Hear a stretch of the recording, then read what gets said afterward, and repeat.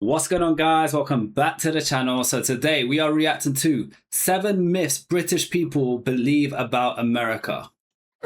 So we're going to see what they are before we get into it, guys. Make sure you smash the subscribe and follow button. Hype up this video. That British people, including myself at one point, believed about the United States of America. But it is amazing what 14 years of living in the United States will do to your understanding and your perceptions about this very country. For instance, I learned early on that they don't have Cornish pasties, and I learned slightly less earlier on, so later, that Michigan has them. But I don't live in Michigan, so one way or another I still have to have them imported. A quick reminder that if you're not subscribed to this channel, you can change that fact about your life right now. But these myths go way beyond the absence of quintessentially British food. And so now that I've lived here for about a seventh of a century, it's time to outline some of the myths that us British believe about America and Americans.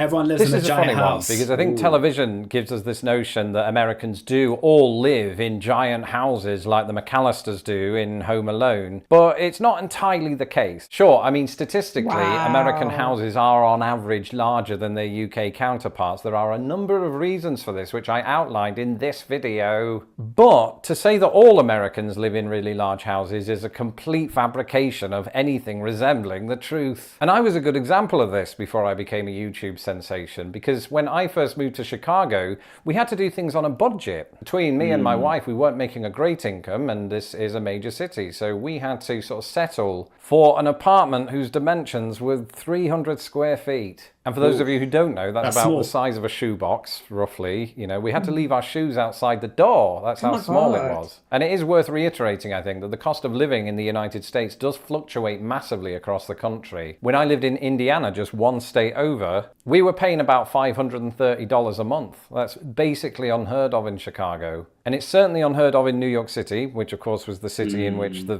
show Friends is set. And I think it's shows like that that gave us this impression that Americans were all living in big apartments. Yeah, I think as a Brit, my general thoughts about American housing is that everyone lives in a massive house, unless you live in an apartment. Yeah, that's what I would think as well. Isn't it? Yeah, like I would think your small house is still bigger than our small house. Yeah. Like UK small house. Yeah. No matter what. Yeah. And that's what I would think too. Yeah. Each street has thousands of houses. Ooh. Oh. And speaking of houses, I was alerted to a tweet recently from a British person who couldn't believe that American addresses go way up into the thousands, and their belief on this was that every street in the United States has thousands of houses on it. And this was a belief that I used to have, because the country is absolutely massive, so you almost expect it to house that many people. But the thing is, there are way fewer people in this country per square mile than there are in Britain, so it doesn't add up. And that's when I got looking into it, and in a previous video I outlined it doesn't really work like that. On any given street, they don't start at the number 1 and then end at 10,000. Often, and it's the case here in Chicago, you'll usually have a string of houses, for example, all in the 6,000s on a given street, and that's because it's about 6 miles from the center of downtown. 1 mile in from that, they're all 5,000s. Another mile, they're all 4,000s, etc., etc. Now, not every city in the US does it from the center of the city. It could be from another part of the city or just some other central point, but that's sort of a general rule for how the numbering works on. Yeah, see, as a Brit, us seeing that number and we're gonna automatically think, oh, there's 6,000 houses on that road, and this is the 6,000. Like, yeah, I would think that, because the way our addresses are, it's the door number first. Yeah. Or the house number. So, yeah. Yeah. US houses. The US doesn't have a history. This history. one comes up again and again, that the United States is such a young country that it basically doesn't have a history. And I've always thought of this perception of America to be quite a lazy one. Because even if you go back to 1776 through to the present day, yes, it is a short amount of time in comparison to the history of Britain, but think about all of the insane things that happened in that period. And even if you ignore all that, there's one thing that we tend to forget because we don't get taught it very deeply in Britain, and that is the thousands of years of native history that happened before we even turned up. True. I was absolutely blown away, not literally, that would be weird. When I went to Cahokia Mounds here in Illinois, many, many hundreds of years ago, Cahokia Mounds used to be a native city, and it had about 20,000 people, which might not sound like a lot by both American and British standards, but back in the day, that was more than That is a London. lot. And I once read about this volcano eruption that happened in present-day Oregon a few thousand years ago. And this eruption was witnessed and recorded by Native Americans who were in the area at the time. And long story short, they basically saw the origins of Crater Lake, which is absolutely huge. The US and Canada are basically the same. Ooh, we hear people say this. Some girl in our last video literally said the same thing. She did. She was a Brit.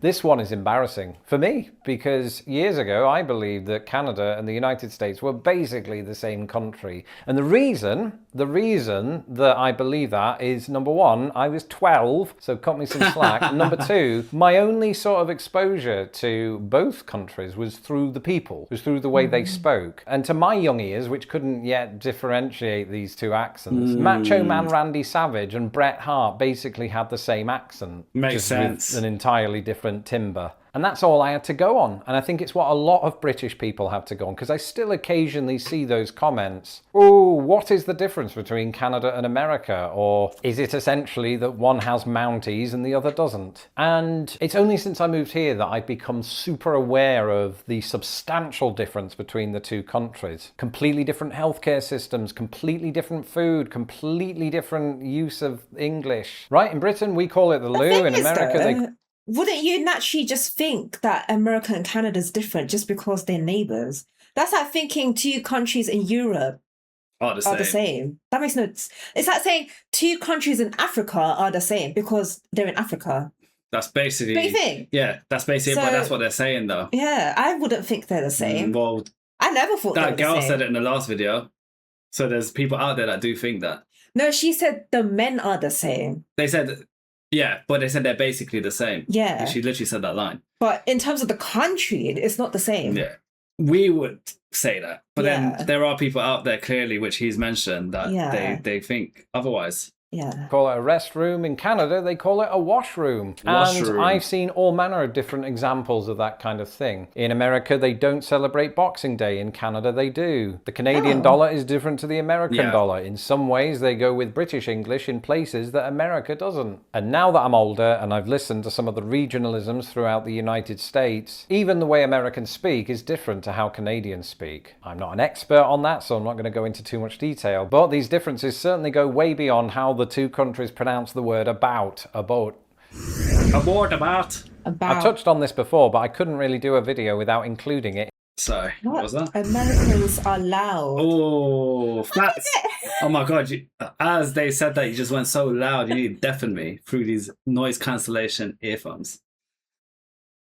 What was you going to say? Facts, you might be American with how loud you can be. I think I am, because I'm a New York girl. Oh, everyone that said Florida has alligators, this, that. You're just lying. You just don't want me to go live in Florida, okay? They're not lying, Fats. No, they just don't want me to live in Florida. You just don't want to accept the truth. That's the true reality. I've touched on this before, but I couldn't really do a video without including it in this list. This perception that Americans are loud and boisterous. And I can understand on some level where that comes from, because I think the way Americans speak, it comes from a different part of the throat. So it's a bit more projected, right? Whereas us Brits, it's more sort of, I don't know, understated a lot of the time. I think another reason that we think Americans are loud is how they present themselves in films. There might even have been a time in my life where I thought all Americans were loud just because Jim Carrey was. He's Canadian, isn't he? He is Canadian. And culturally speaking, I definitely have found that Americans speak at a higher volume when they're in restaurants together. But there are so many other examples of the opposite being true. On match day, after we've had a pint or six, you know, we're singing the songs of our team who we love because they happen to be situated in the town that we were born in. And it's just what we do when we leave a nightclub, which, you know, I haven't done in 20 years. But when we did, you know, I'd be on the street yelling at traffic cones because that might have just been me. So what I'm saying is, when we get drunk, we very much give Americans a run for their money. There's a loud person in all of us, right? And once we free ourselves of... That's the thing. Americans don't need the alcohol to bring it out. I was just going to say that. And it also links to the points they made in the other videos about you know, people from the UK, they just not got that charm, that confidence. They don't have that communication, but it takes alcohol to bring that out. Americans have that without the alcohol. Yeah, I was just about to mention that as well. When people are under the influence of alcohol, they're more confident in Britain. Their real self comes out. That's what it is. Yeah. But why is your real self hidden? Why does it take alcohol to bring you out? Exactly. But then what are Americans like when they're drunk? Yeah, how are you guys when you're drunk? Let us know. Let us know in the comment section. Our inhibitions, we can let out all of the decibels we want. That's not a call to action. It's just, it's merely an observation. Americans all walk around in fanny packs. This is only funny, like The Rock. not because of the image of Americans walking around with bomb bags on, but it's because we call them bomb bags and you call them fanny packs, and it's bloody hilarious. It is. Yeah, but it's called fanny pack because that is a word for bum in America. Oh, so you guys call bum fanny?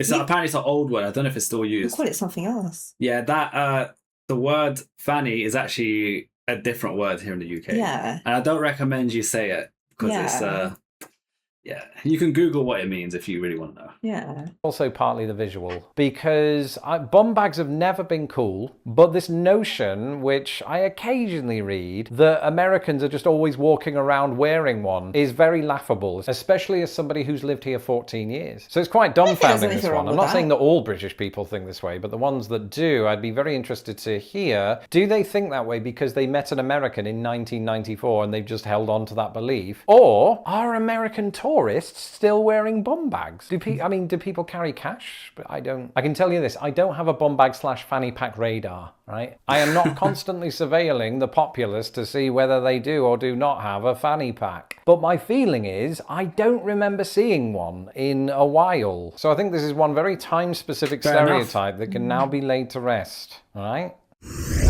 Americans don't And yes, say autumn. I thought I'd include one that was quite topical, not just because we are in the autumn, but also because I mentioned this fact on my YouTube short yesterday. Now, while for reasons that were laid out in that YouTube short, Americans prefer the term fall, I was surprised to find that the word autumn was pretty common among Americans. They do. I do like fall. We don't use it here, but I think I prefer it. I like fall as well. Fall sounds nicer. I don't know. Because everything falls from the trees, so it makes sense to call it fall, right? I think it's you guys call it fall because everything falls from the trees. I don't know. Why do you guys call it fall? Yeah. But I like it. Because all the greenery falls. I think we should adapt to that.